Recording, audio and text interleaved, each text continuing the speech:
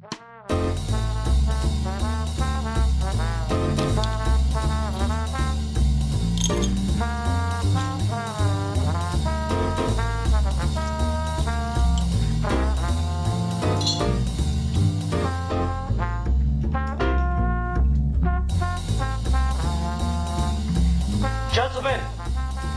the time has come once again to discuss things.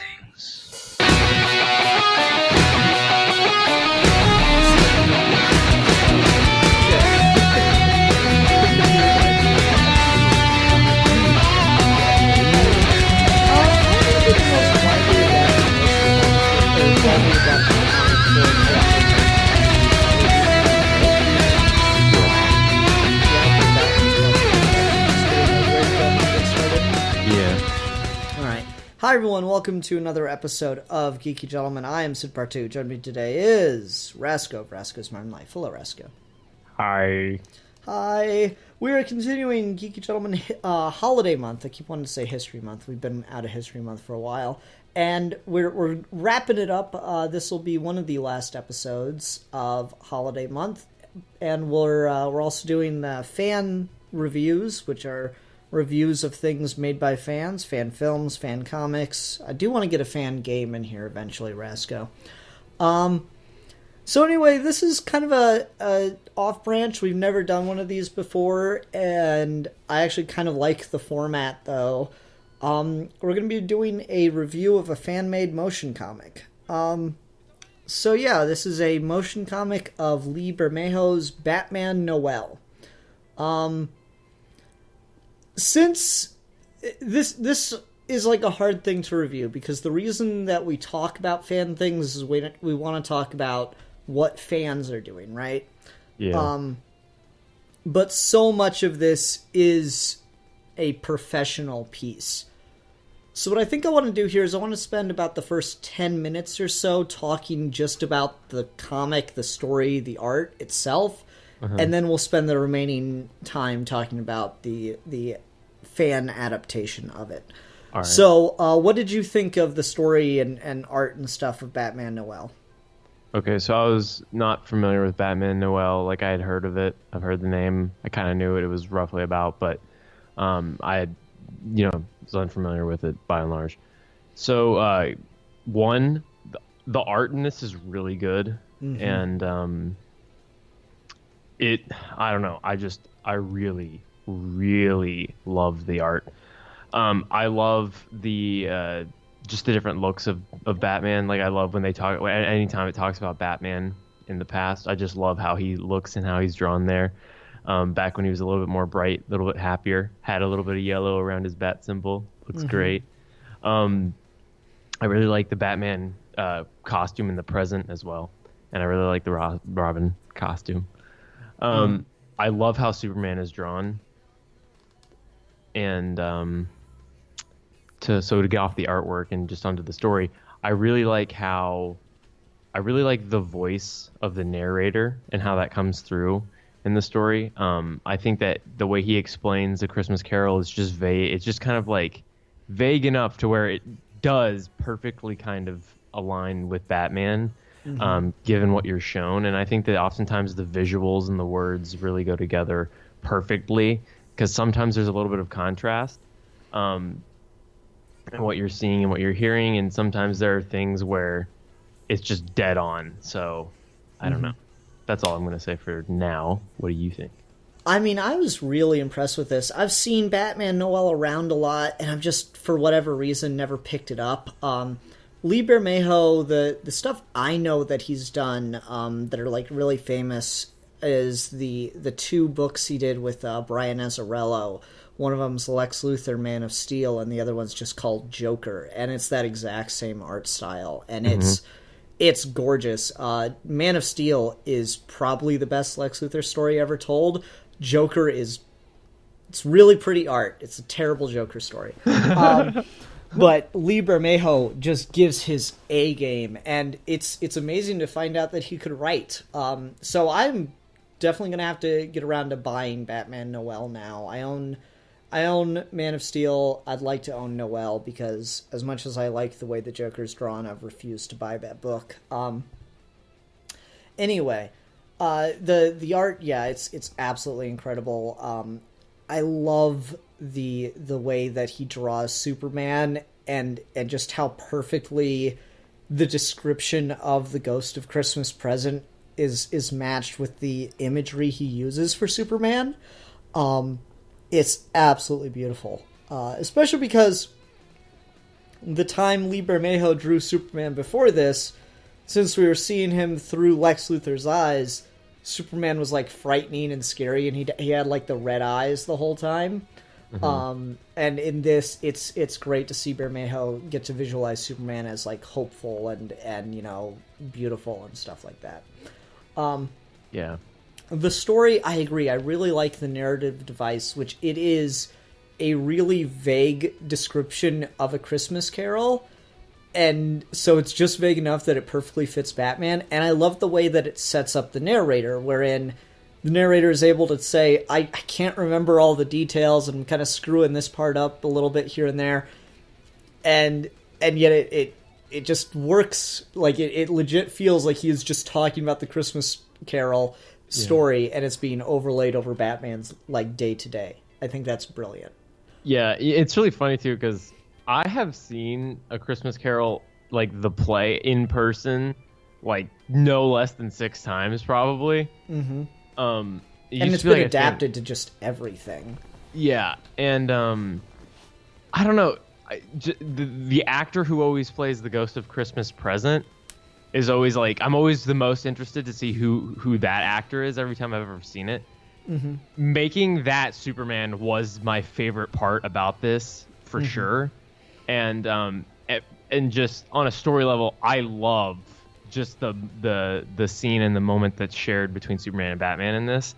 It's my favorite part of this.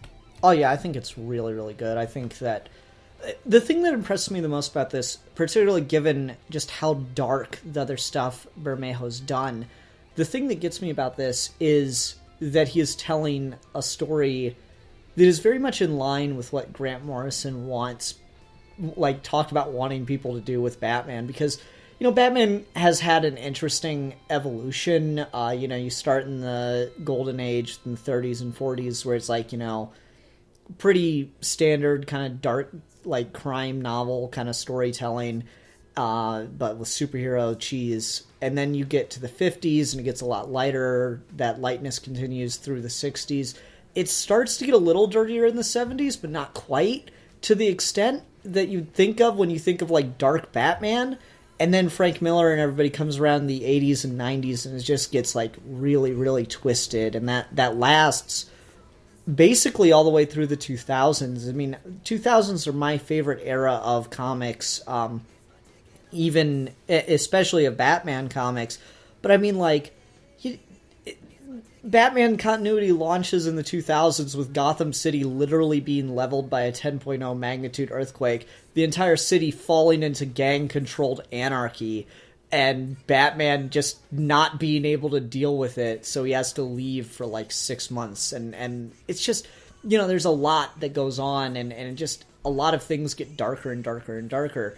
And Morrison kind of came around to do his run in the mid to late 2000s, and he was like, I understand why people want to make Batman dark, but he needs to be a light out. He needs to be a symbol of hope. He can't just be drowning in this darkness. And I really like the way that Bermejo uses the connection to Scrooge of, you know, there was brightness, but then that got washed away and because of tragedy, and now he needs to, like, go through an experience, a radical experience, to make him see the light again, to bring him back to hopefulness. And I think that is really, really beautifully done here.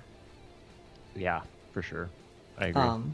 And so it's really neat. Like, Batman in the beginning of this is like, they're scum. It's the very Frank Miller kind of scum, trash, criminals kind of thing. And the evolution this has where, you know, he has to confront a criminal that he's already written off and tell him, you don't be a criminal, be the hero your son knows you can be. And that's a really beautiful moment to me.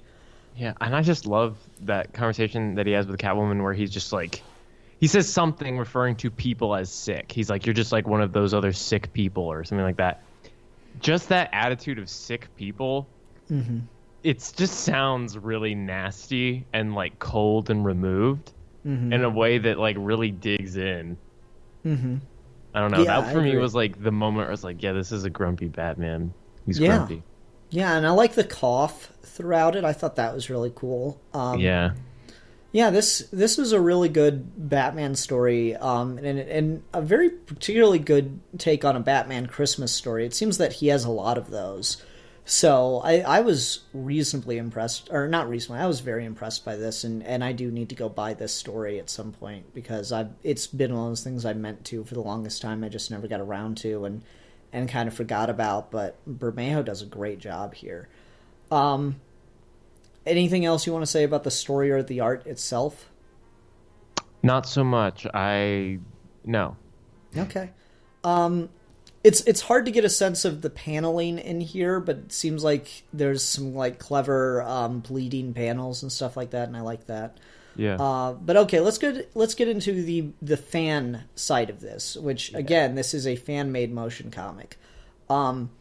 So for me, I actually really do like the fan made motion comics. I've done a couple of them myself. I did a Christmas one with the Larfleeze special last year, and I think it is just a lot of fun, especially as a fan, to like, you read these books and you kind of have a voice in your head and you have like, oh, this is the song I'm thinking of right now. And it's just fun to see fans get to do that side of things, because otherwise, fans don't get to be involved in the production of films and stuff. And it was just neat to see. It's neat to see fans kind of take off and do that. And I thought this did a really, really strong job in just the choices it made. I thought the voice cast was pretty strong. I love the musical choices. They pull it's primarily the soundtrack from Batman Returns. They pull the flying song from the 78 Superman movie, and then they pull some other Christmas classics here and there. I thought that was really cool. Yeah, I think that the best usage of the movie was the Superman music. I don't know. It was just perfectly used. It was just exactly what it needed right there. Yeah, I agree. I felt that they did a fantastic job with this, matching the songs to the action. The Batman Returns soundtrack by Elfman. Obviously, Batman Returns is kind of set around Christmas as well. Yeah. So it has that right feel. It just feels wintry. Yeah, it's weird. Like that, all of that Batman music is both, specifically all the music from Returns. It is like both very Batman, but it also is very Christmas, almost equally as much as it is Batman. No, I agree. I feel like it works really, really well. So the music choices I thought were really good. What'd you think of the voice cast for this? The Batman was good. The Batman voice when he's got like the cape and the cowl on, like, I thought that was good. I liked it. Also, when he just in general, the voice acting for him was pretty good. I think I like Selena Kyle. For some reason, I can't really think about the Joker very much. I can't remember what Joker does not have a lot of lines, but it's doing a very Mark Hamill style thing. Yeah, I can't really remember exactly what he sounded like, but I knew that he didn't have a whole lot to say. And then the only thing I would say is that I like the voices for the most part. The only thing I would say is that the audio quality is kind of inconsistent amongst them, but at the same time, that's to be expected, because it's not like you're going to be able to get all of your voice actors to record the exact same way, the exact same tech and play and blah blah blah. So there's a million reasons why that's kind of an excusable thing in a fan project like this. Outside of that, I like the voices. Yeah. I thought the narrator probably had the worst audio quality, but it was still a really good performance by and large. It was good reading of the Yeah, it's so annoying when you have these motion comics, because actors just naturally need to ad-lib here and there, and as long as it's not key words, you'll see sometimes there'll be wordplay in a script, and so you can't ad-lib over wordplay. The joke doesn't work, or the moment doesn't work if you choose a different word. Yeah.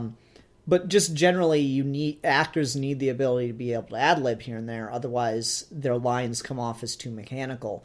So I thought the performance the narrator gave was really good, but I thought it was just like, just every so often you'd hear him saying something, and then you'd look on screen, it's like, that's a different word.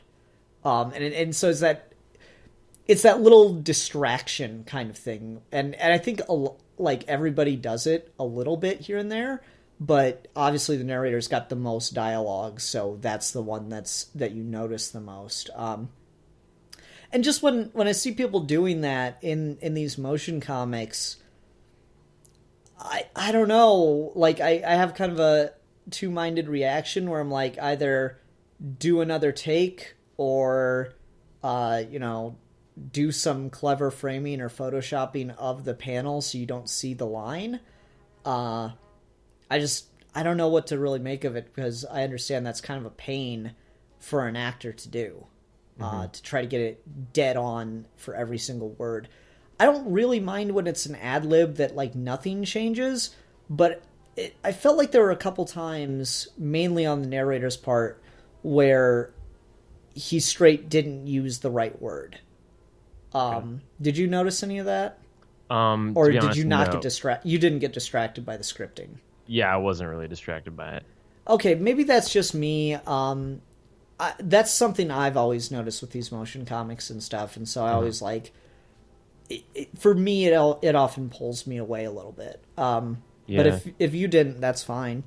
Yeah, I mean, sometimes that's like when you've made something, you know the kind of things that you're thinking about when you're making it. So like you look for it in other people's, like what were they thinking when they did this, and like if they were clearly thinking something different or did something different than how you would have done it, it sticks out more.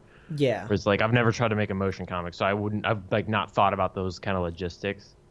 Yeah, one trick that I like to use, depending on I don't do it for everything, but one trick I like, and I think it creates a good effect, is to Photoshop out the words and then have them appear along with the character at certain points. I think that can look really cool. It can look really impactful, and it just gives the words more weight when it's done that way. And that's obviously... That's easier said than done here, since a lot of the problem was with the narrator, and the narration isn't in a caption box. It's kind of just floating letters. So, it's not a huge problem. It's just something I noticed and picked up on. And yeah, I do have the experience making some of these, so I notice it more. One thing I was really impressed with, and you don't see this done with a lot of these fan-made motion comics, and I was not expecting it here, was the subtle animations. Yeah. Usually with these motion comics, it's just pans and crops and zoom-ins and outs over the panels, because to do the subtle animations of different elements is like really difficult, because you have to go through and Photoshop the image and do a bunch of layer work and create what's called a parallax effect for some of it. And it's a really complicated thing, and it's used, I feel, really, really well here. Yeah, I really like that as well. I agree. Were you surprised to see some of the animation? Because I certainly was. I don't, because I haven't seen a whole lot of motion comics, so I wasn't sure like how all out people go consistently. Like, it's just not something I wouldn't know. Like, I saw it and I was like, oh, that's cool. But I kind of assume that maybe that's just everybody does that.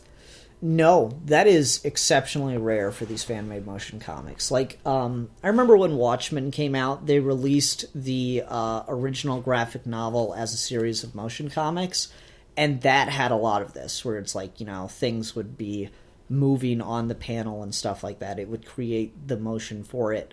I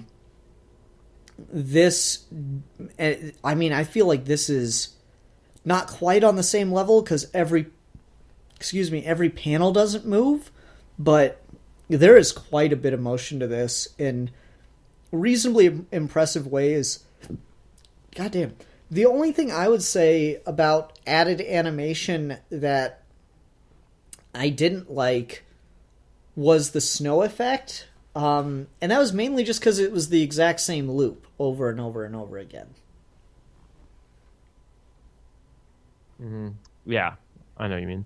Yeah, that just gets distracting at a certain point. And there are ways around that. I'm not sure if they created the snow loop in whatever they were editing this in, or if they downloaded a green screen effect. Either way, you can download multiple green screen effects, or if you're doing this in, I have to assume Premiere, because that's the only program I know of where you can do parallax effects easily. If you're doing something like that, there is a way to create different loops of snow, or different loops of like noise textures. Snow is a really easy one to get out of that. So that would be something I think maybe just make a couple more snow loops if you're doing it in Premiere, or go find additional ones for green screen online, because tons of people post tons of those things. But otherwise, the animations I thought were really, really well integrated. I really like the cape. There's a lot of cape motion in this one. I thought it was really cool. Yeah, I thought that was yeah, I agree. No, that was all really cool because the capes look really good. Yeah. And Bermejo's art translates really well to animation, surprisingly. Like, it just looks good because of all the detail he puts into it. It just looks cool when it's animated. Yeah. I would love to see like a Lee Bermejo style animated movie or something. I remember a couple episodes, or more than a couple, I think like we did an episode of Geeky Gentleman at one point where we talked about stories DC should adapt, and I think that this kind of proves that Noel would be a great thing to adapt for one of those direct-to-DVD movies. And I don't know how close they could get to Bermejo's style since it's so damn good, but you know, it's this neat little blend of like East and West. It's got kind of like an anime influence to it, so who knows. All right, what else can we talk about with this one?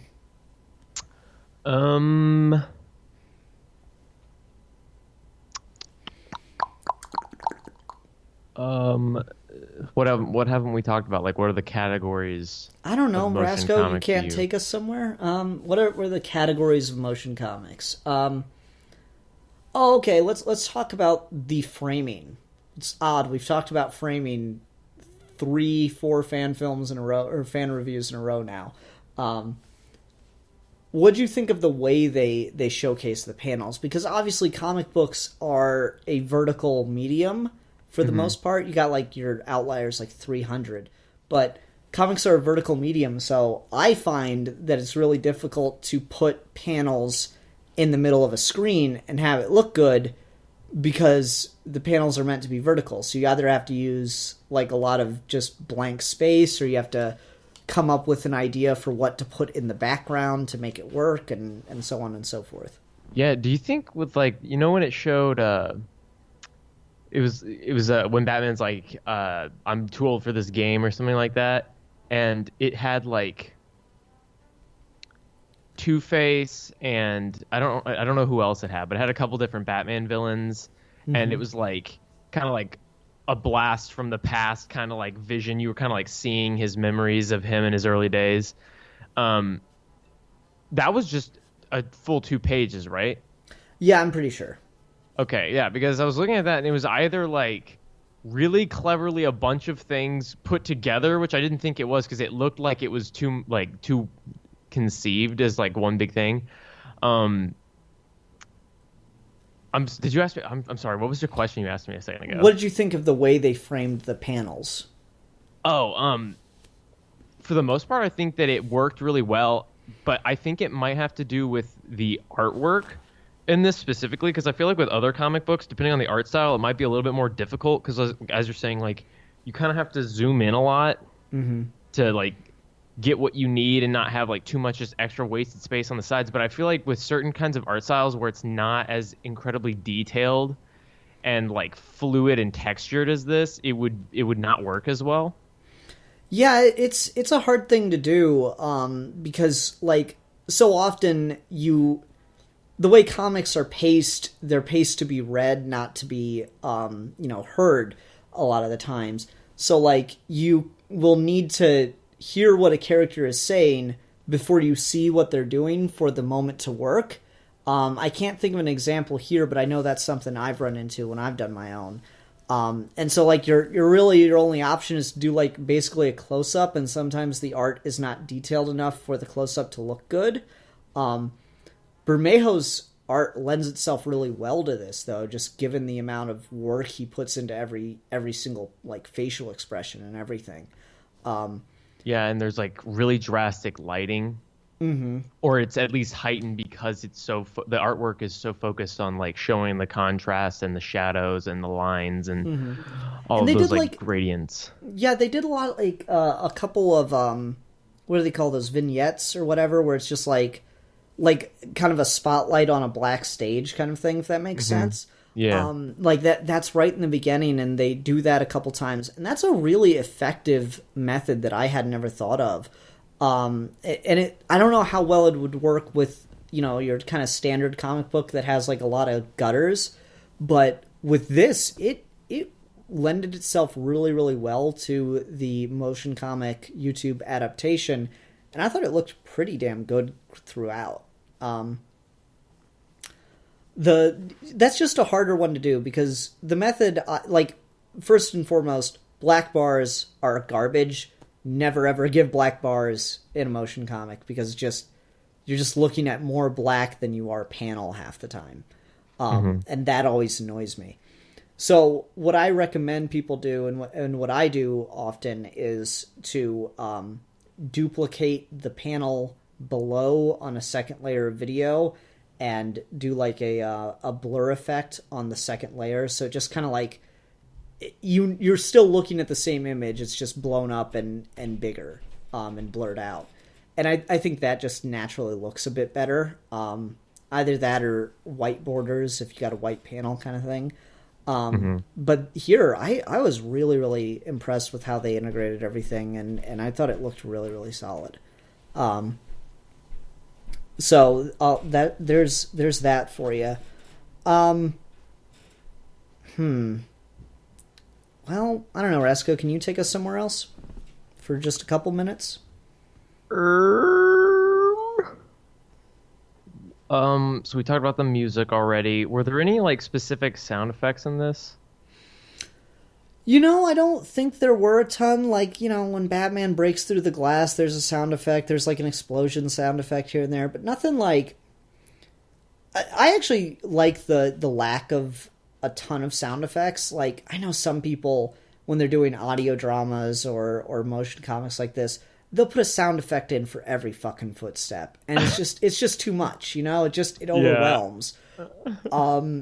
And this doesn't do that. This uses sound effects when they're appropriate, and it's so well integrated that you don't notice them, which is kind of great. Like, it feels natural, I guess.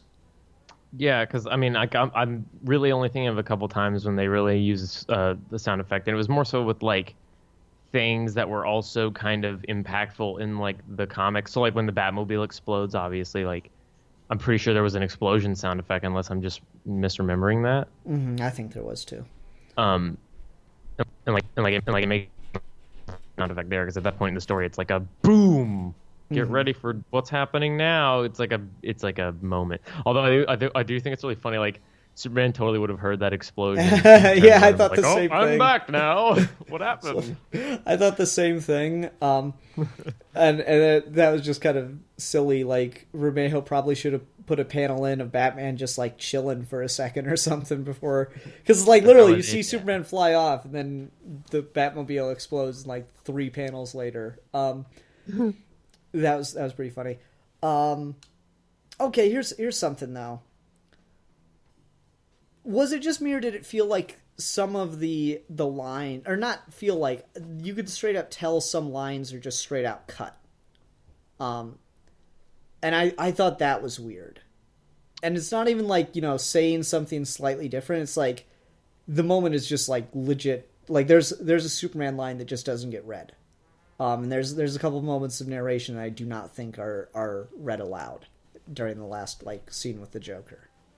And I thought that was odd. Okay. I did notice, but that is kind of weird.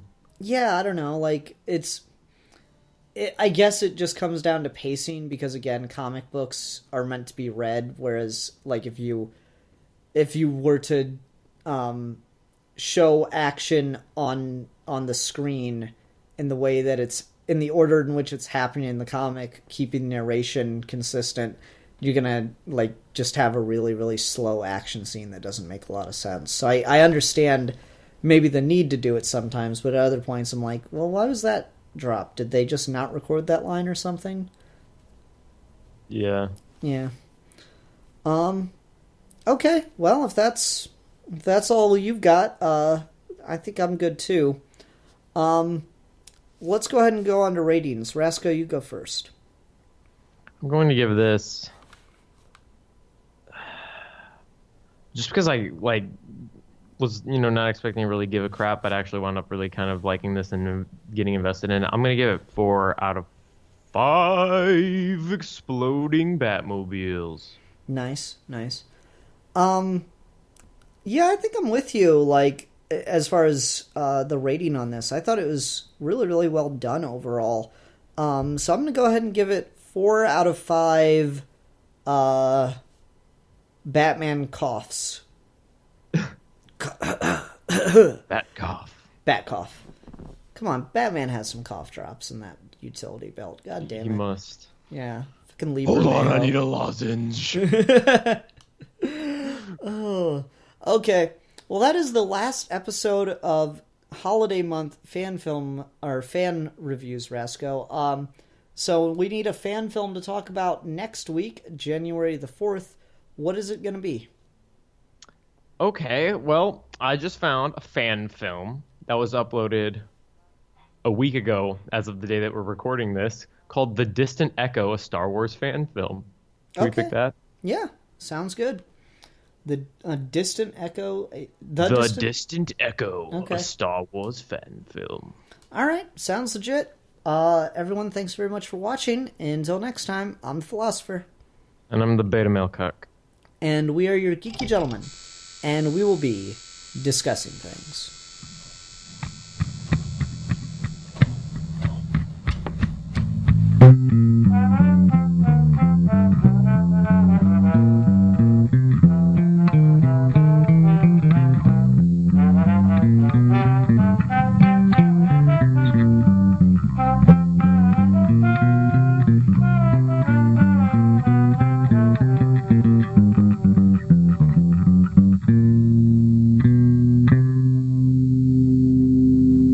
Ho, ho, ho, ho! Merry Christmas!